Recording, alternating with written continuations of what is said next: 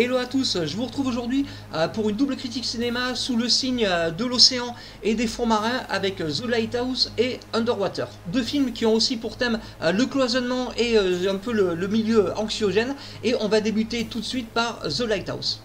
The Lighthouse, c'est le second film de Robert Eggers, le réalisateur du fantastique sous tous les termes The Witch. Du coup, son nouveau film était très attendu. Pour moi, c'était l'une des grosses attentes de 2019. D'ailleurs, en 2019, j'ai eu quasiment que des déconvenus. Ce soit Rambo, Terminator, Joker, Midsommar. Et Robert Eggers, lui, remonte un peu le niveau, enfin même voire énormément le niveau avec The Lighthouse, auquel on retrouve au casting Willem Dafoe et Robert Pattinson. Alors pour l'histoire, il s'agit du personnage incarné par Robert Pattinson qui rejoint le gardien d'un phare pour travailler avec lui pendant un mois pour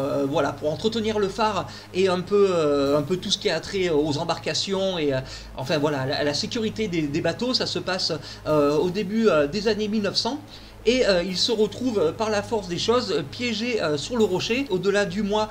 qui était prévu, et par la suite il commence à s'installer un climat de folie et de claustrophobie. Ce huis clos en fait est tiré d'un fait divers qui a eu lieu, alors si je me trompe pas, en 1901, où le gardien d'un phare avait tué son second et où ce dernier avait été retrouvé par les autorités complètement hagard et répétant des mots sans aucun sens. Donc ici bien sûr il s'agit d'une version romancée, et avant de revenir un peu plus en détail sur le film,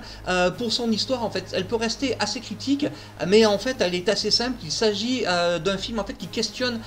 sur les deux hommes, voilà, qui sombrent dans la folie, mais est-ce qu'ils étaient déjà fous avant le drame, ou alors est-ce qu'il y a une force indicible qui se cache à l'intérieur du phare auquel le second se voit interdire l'accès alors que le gardien semble y réaliser des actes troublants. The Lighthouse est donc un métrage où le passé des deux protagonistes se révélera au fur et à mesure que la folie les gagnera, et où la fiction et la réalité finissent par se confondre, et où eux-mêmes commencent à avoir des propos contradictoires. Plus particulièrement le second qui verra ses fantasmes se fondre avec la réalité, plus le cloisonnement sur le rocher se fait fort. Ce qui donne droit à des séquences sexuelles assez explicites et qui confirme que The Lighthouse ne concédait à aucune retenue artistique. Pour la réalisation, le parti pris en noir et blanc et au format 4/3 de Robert Eggers sert à la fois sa narration sur deux plans. Le premier, comme si le fait divers du début du siècle dernier avait été dramatisé quelques années après sur pellicule, et surtout qui permet de ressentir le huis clos subi par les deux personnages, comprimé dans le cadre et permettant des plans fixes anxiogènes qui n'auraient nullement été permis au format cinéma, qui conduit à des plans qui renvoient à certaines peintures de l'Antiquité. Car pour ceux qui se posent la question, l'ambiance Lovecraftienne est plus que présente, le scénario cryptique et son final aussi perturbant que questionnant, et la retranscription de deux personnages de la mythologie grecque, que l'on évitera de spoiler, fait de The Lighthouse une allégorie sur la quête du savoir, des éléments distillés au gré des monologues d'un Willem Dafoe impérial en marin bougon et dictatorial au passé trouble, donnent des indices dans ce sens. Pour revenir sur l'influence Lovecraftienne, il serait intéressant de savoir si Robert Eggers a été influencé d'une façon ou d'une autre par le court-métrage muet et filmé lui-même en noir et blanc et au format 4/3 de l'Appel de Cthulhu, qui était paru là aussi si je me trompe pas en 2007, et qui était suivi par The Whisperer in Darkness, quand les partis pris artistiques entre The Lighthouse et les deux métrages semblent proches. The Lighthouse est donc une œuvre jusqu'au boutiste et qui offre une expérience de cinéma très rare, et l'effort est grandement à saluer, autant que les prestations de Dafoe et Pattinson. Après The Witch, The Lighthouse confirme donc le très grand talent d'Eggers, mais qui restera tout de même moins accessible et plus critique que The Witch, mais qui offre un film encore plus marquant et qui entraînera le spectateur longtemps après le visionnage, et qui mérite pour moi un bon 4,5 sur 5. Si certains trouveront cette note un peu forte, je la justifie par l'expérience unique et couillue que représente The Lighthouse et les interprétations de Willem Dafoe et Robert Pattinson.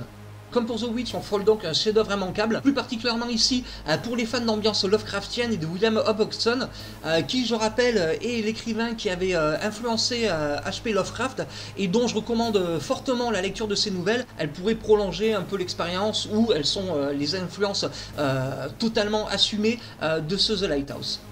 On passe maintenant au siècle suivant pour parler d'Underwater et de l'horreur plus proche de la science-fiction. Le film est sorti ce mois de janvier 2020 et il est réalisé par William Eubank, à qui on doit The Signal, qui était paru en 2014. Alors au sympathique casting, on retrouve Kristen Stewart, TJ Miller, Vincent Cassel, Jessica Henwick et John Gallagher Jr. Alors une info que je voulais préciser avant de passer à la critique, c'est que le film en fait a été tourné en 2016-2017 et dû au rachat de la Fox par Disney, comme pour par exemple Les Nouveaux Mutants ou Jojo Rabbit, la Fox n'a pas su quoi faire du film et a préféré le mettre sur une étagère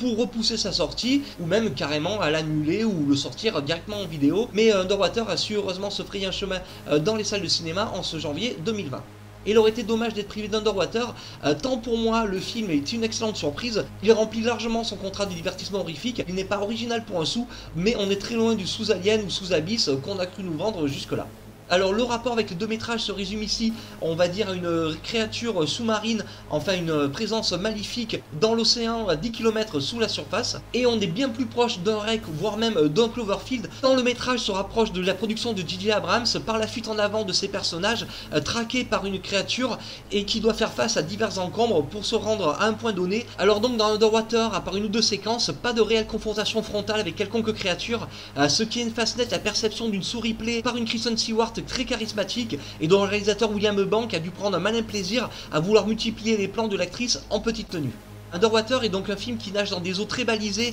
jusque dans ses personnages. Outre une Kristen Stewart en personnage badass, le reste de l'équipe se constitue du blagueur de service, de celui qui finit par être un point mort, de l'apeuré, du mentor, mais le plus gros cliché revient aux blagues de service. Ce n'est pas un spoil, mais si je vous dis 4 blancs, une asiatique et un black, vous devinez aisément qui trépasse en premier, et d'une façon tellement sans raison qu'elle m'a laissé un peu mal à l'aise.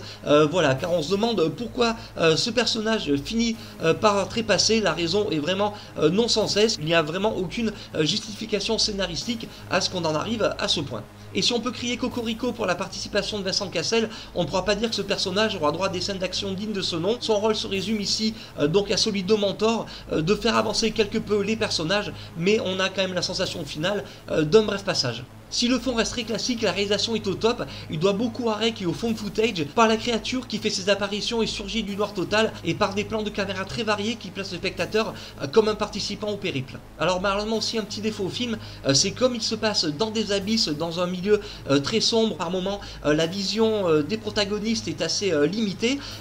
tout reste assez sombre, on voit pas assez le cataclysme marin qui s'est produit. Alors je sais pas si c'est dû à la projection que j'ai eue en salle, il y avait des plans assez éloigné, assez flou, mais je pense que la sortie en HD avec un piqué plus précis pourra donner un peu plus de détails sur les fonds marins et la catastrophe qui a eu lieu. Mais je vous incite fortement à aller voir Underwater en salle car il a été pensé dans ce sens. Et aussi, il faut voir Underwater en salle pour la petite surprise finale qu'il révèle. Là aussi, ici, elle reste assez classique et un brin attendu. Elle ravira grandement les fans de littérature horrifique car elle se rattache à un univers bien connu de celle-ci et elle donne un sentiment de vertige et d'insignifiance à ses personnages. Underwater est donc une grosse série B, certains pourront lui reprocher une narration peu développée et des personnages aussi peu développés, mais ce n'est pas du tout dans la note d'attention du film. D'ailleurs l'exposition est faite pendant le générique, j'avais peur que dans beaucoup de métrages de ce style et d'une durée standard d'1h30, que le film prenne du temps à débuter son action, voilà 20 minutes, une demi-heure, voire 3 quarts d'heure, mais là non, 5 minutes après le générique, on est plongé dedans et du coup on en a pour son argent et le temps qu'on consacre au film. Je donne du coup un 4 sur 5 à ce Underwater que je vous incite fortement à voir en salle, donc comme je l'ai dit précédemment, pour son final qui va vraiment vous donner le vertige, et puis voilà, il a été pensé pour un aspect anxiogène à voir en salle, et malgré un plan, ce n'est pas un spoil, un plan assez intriguant à la fin, ce n'est pas un film qui donne une fin ouverte, du coup on a vraiment l'impression d'avoir participé à des montagnes russes horrifiques, avec un début et une fin, ce n'est pas un film qui a réellement une fin ouverte, mais de toute façon, est-ce que la Fox a envie de donner suite à un film qui a été tourné il y a 4 ans. Le film donc en lui-même, je le reprécise, n'est pas pensé comme pour avoir une fin réellement ouverte, et ça en fait une force pour Underwater d'être un one-shot. Alors merci d'avoir suivi ces deux critiques que j'ai réalisées avec un bon début de crève car j'étais bien dans l'ambiance pour voir Underwater. Je suis allé le voir au cinéma avec une bonne pluie pour l'aller et le retour, donc un bon début de crève, mais ça n'empêchera pas de continuer dans les prochains jours à vous parler musique et cinéma. Tchuss!